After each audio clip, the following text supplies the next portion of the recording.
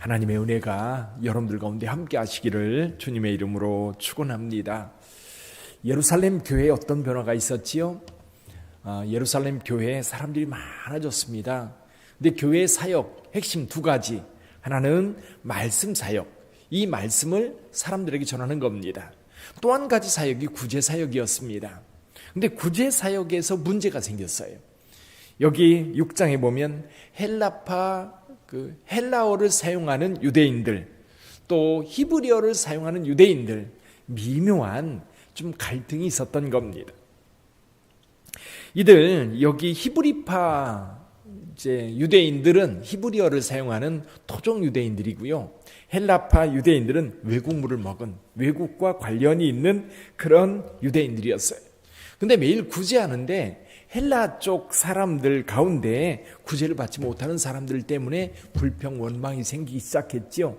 이 문제를 해결하기 위해서 사도들은 7명의 집사를 세우는데 이 7명의 집사는 전부 다 헬라파에서 선택된 집사님들이었습니다. 근데 그 중에 스데반이라고 하는 분이 계셨어요. 스데반.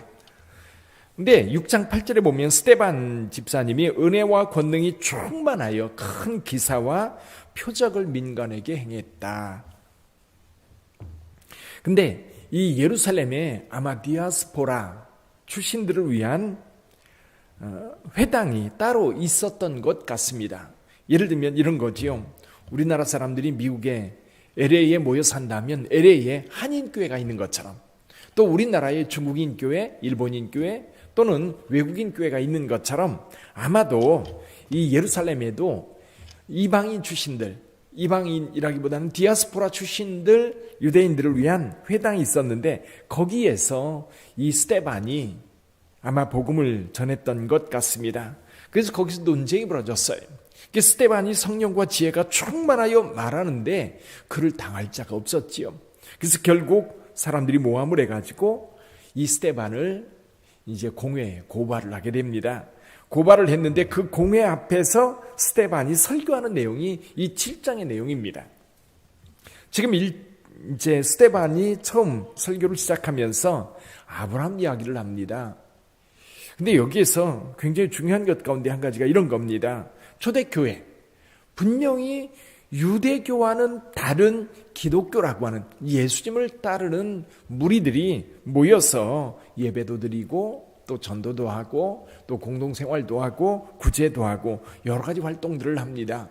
근데 이 새롭게 만든 이 공동체가 어떤 공동체냐, 특징이 뭐냐라고 할 때에 이 교회는 지금 어느 날 갑자기 생긴 게 아니라 유대인들이 조상이라고 생각하고 있는 아브라함, 이삭, 야곱, 12지파 이 모든 것들을 그대로 물려받은 공동체라는 겁니다.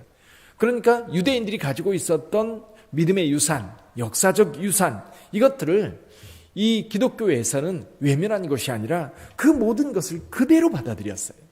역사의 흐름 속에 기독교가 유대교의 역사를 다 포함하고 거기에서 한 걸음 더 나아간다는 이야기입니다. 이건 여러분 굉장히 중요합니다.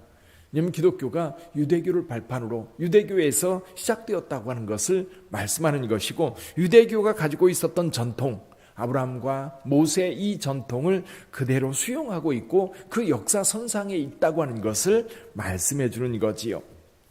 그래서 오늘 아브라함 이야기를 하는데 아브라함 메소포타미아에 있을 때에 하나님께서 그를 찾아 그를 불렀다는 겁니다. 그가 옮겨 하란까지 갔는데 하란에 머물 때에 데라가 죽습니다. 죽은 이후에 아브라함이 가나안 땅까지 와서 가나안에 머물게 되는데 문제는 뭐냐면 가나안 땅을 하나님께서 주시지 않았다는 겁니다. 다만 약속만 했다는 거지요. 여기 5절에 보면 다만 이 땅을 아직 자식도 없는 그와 그의 후손에게 소유로 주신다고 약속을 했던 겁니다. 그러면서 이 아브라함의 후손들이 이 낯선 땅, 이방인의 땅, 애굽에 내려가서 400년 동안 종노릇 하다가 다시 이 땅으로 이끌어 오겠다고 하는 하나님의 약속. 사실 아브라함에게는요, 이 땅이 하나님께서 약속한 땅임에도 불구하고 아브라함에게는 조금의 땅도 주시지 않습니다. 다만 약속만 했다는 겁니다. 근데 사실 이 유대인들이요, 스데반을 고발할 때에 두 가지 이유로 고발을 합니다. 그 얘기가 어디 나오느냐면 13절에 6장 13절에 보면 이렇게 나옵니다. 거짓 증인들을 세우니 이르되 이 사람이 이 거룩한 곳과 율법을 거슬러, 이 거룩한 곳과 율법을 거슬러, 이 부분에 대해서 스데반이 지금 설교하고 있는 겁니다. 거룩한 곳이라고 하는 것과 율법이라고 하는 것. 그래서 오늘 본문의 말씀 아브라함을 통해서는 거룩한 곳이라고 하는 이 부분에 대해서 아브라함을 통해서 말씀을 전하고 있고요. 율법에 관해서는 여기 17절 이하의 모세 이야기를 통해서 이야기를 하고 있는 겁니다. 자, 땅과 아브라함을 비교해 보세요. 거룩한 곳, 거룩한 곳. 분명히 유대인들은 지금 유대 땅이 거룩한 땅이고 이 성전이 거룩한 곳이라고 이야기를 합니다.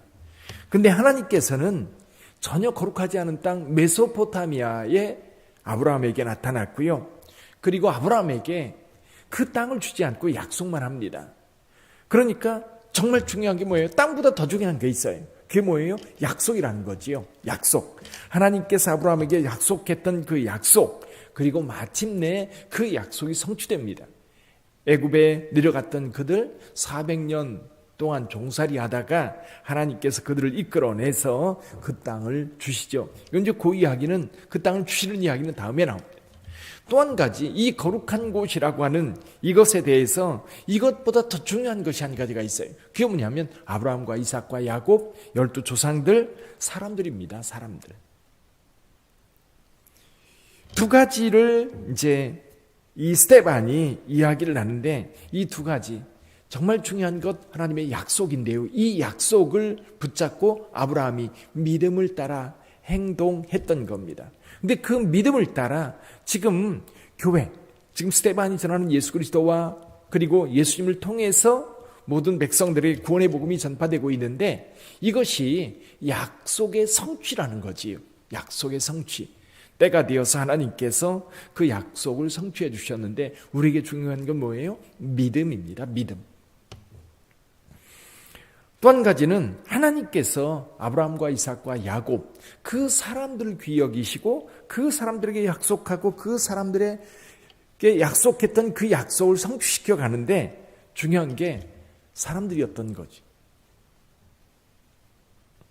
마침내 이스라엘은 큰 백성이 되었고 가나안 땅으로 나오게 됩니다. 그다음에 오늘 본문의 말씀을 통해서 우리가 봐야 될 것은 그거죠. 바로 아브라함에게 약속했던 그 약속을 하나님이 지켜주셨고, 그 약속을 믿는 사람들에게 하나님의 복이 임하였던 겁니다.